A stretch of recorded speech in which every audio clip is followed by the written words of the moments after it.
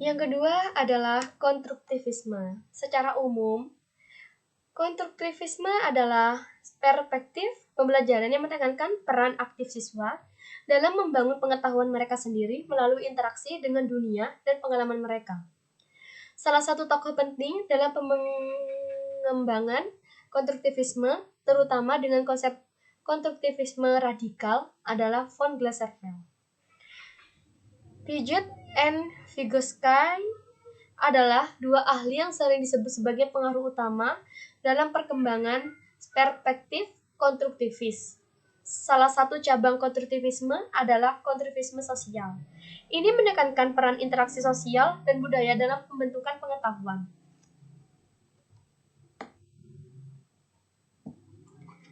Kekacauan sematik. Masalah utama dalam wacana konstruktivisme adalah kekacauan sematik yang melibatkan berbagai pandangan dan interpretasi yang berbeda.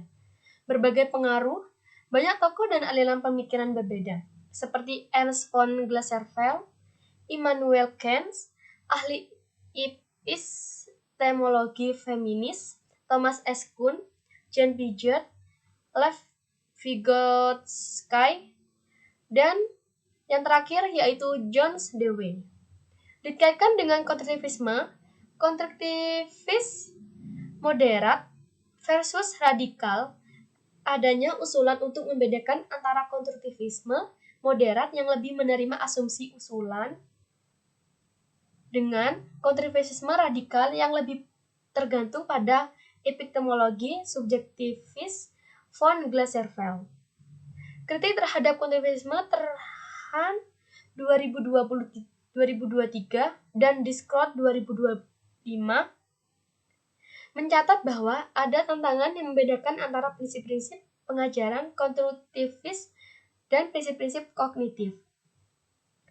Prinsip-prinsip konstruktivisme mencakup memasukkan pembelajaran dalam lingkungan kompleks, mendukung negosiasi sosial, berbagai perspektif, rasa kepemilikan dalam pembelajaran dan kesadaran diri dalam konstruksi pengetahuan.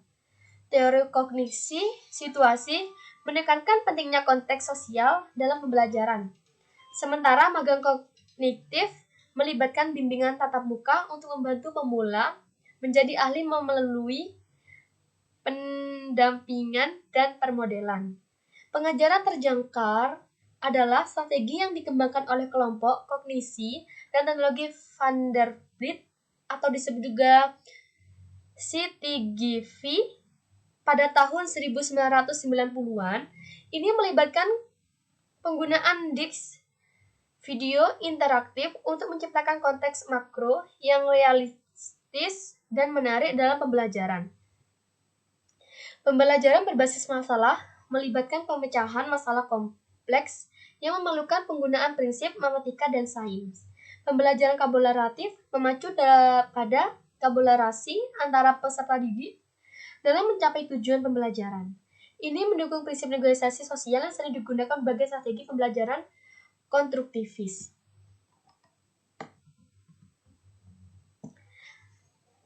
Terdapat perbedaan dalam pendekatan konstruktivis, moderat, dan radikal. Guru di berbagai tingkatan pendidikan telah menerapkan aktivitas pembelajaran kolaboratif di mana siswa bekerja sama dalam kelompok kecil untuk menyelesaikan tugas atau proyek tertentu. Aktivitas kolaboratif sering kali bertujuan untuk menyatakan hasil otentik atau proyek yang relevan dengan dunia nyata.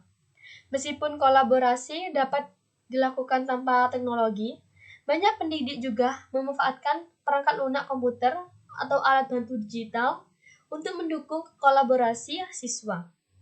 Selain pengembangan pemahaman konsep, kolaborasi juga membantu siswa mengembangkan keterampilan sosial yang penting, seperti kemampuan komunikasi efektif. Yang kedua, seperti bekerja dengan tim. Ketiga, mendengarkan dengan baik. Dan yang terakhir, memecahkan konflik.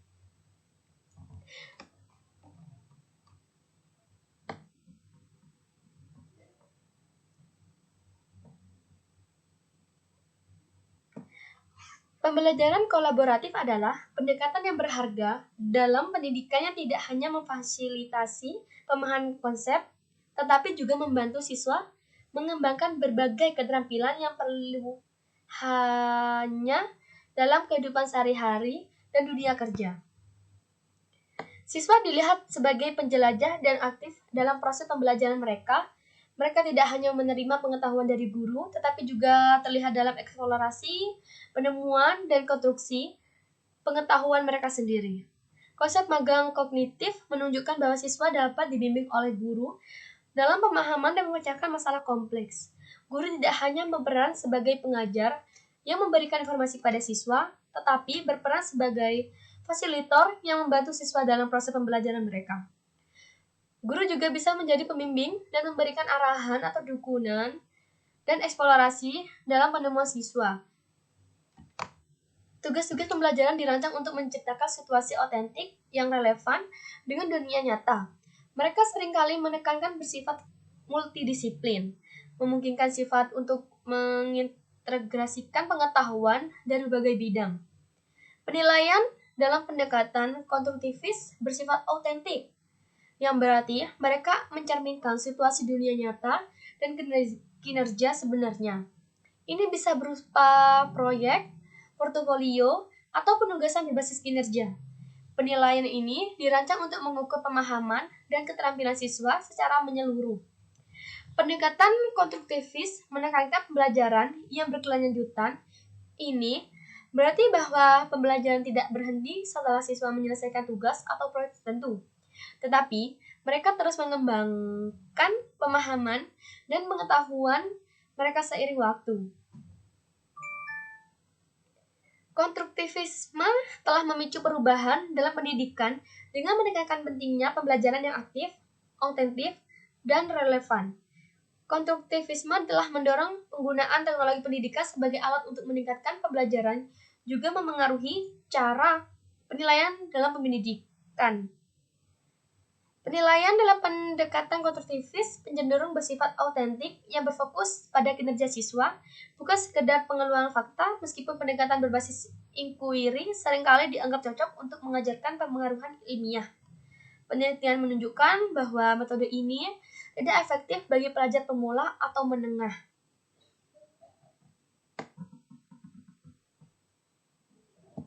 Yang ketiga adalah perspektif elektif. Pendekatan elektif dalam pendidikan memungkinkan pendidik untuk mengambil yang terbaik dari berbagai teori dan strategi pembelajaran yang tersedia dengan mempertimbangkan konteks dan tujuan pembelajaran yang spesifik. Hal ini dapat membantu menciptakan pendekatan pembelajaran yang lebih fleksibel dan efektif.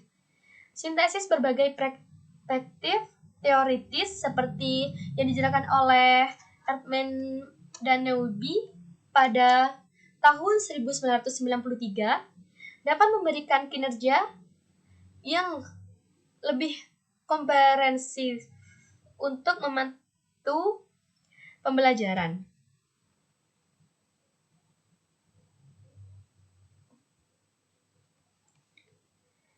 Prinsip-prinsip yang berpusat pada peserta didik yang diusulkan oleh apa? Yaitu American Psychological Association juga mencerminkan pendekatan elektif yang menggabungkan berbagai aspek dalam pembelajaran. Prinsip-prinsip ini menyoroti pentingnya memahami perbedaan individu dalam pembelajaran, baik dari segi kognitif, afektif, maupun sosial. Ini menekankan bahwa pendidikan harus mempertimbangkan berbagai faktor yang memengaruhi pembelajaran dan menyesuaikan pendekatan pembelajaran untuk memenuhi kebutuhan peserta didik secara individu.